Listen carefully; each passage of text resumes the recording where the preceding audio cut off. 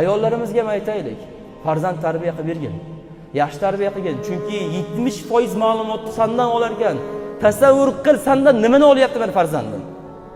Nimani olyapti? Telefon o'ynashni olyaptimi faqat? Televizorda serial ko'rishni olyaptimi faqat? 5 talab serial ko'ryapsan, shuni oladimi men farzandim? Ertaga shu farzandim sen orqangdan 70% ma'lumotini olib senga o'xshaydimi? Qizimiz senga o'xshaydimi? Ayrimlarni qarang, onasi bilan qizi yuradi, qiziga faqatgina shu dunyodagi orzu, havas, hamma narsani o'rgatadi.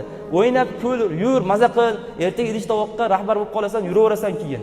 Shu ham tarbiyami endi, akalar? Shu tarbiyami? Onalarimiz qanaqa tarbiya berishdi? Bular qanaqa tarbiya berishdi? Hozir qanaqa tarbiya beryapti? Mana telefon eng so'nggi markasi. Bu mana u kiyim, mana u garderobingga hammasini tiqib tashlagan. Hammasi sen uchun. Birovdan seni kam bo'lishini xohlamayman. Qiyomat kuni kam bo'lib qolsa-chi birovdan. Unda nima qilasan, birodar?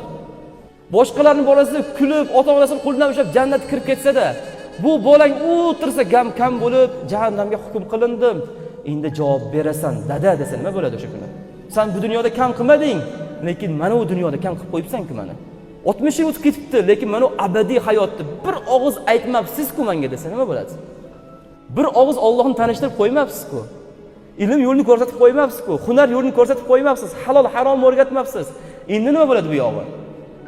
Yuring, javob berasiz. Chunki Alloh Qur'onda aytgan ekan: "Ya ayyuhallazina amanu qu anfusakum va ahlikum naro."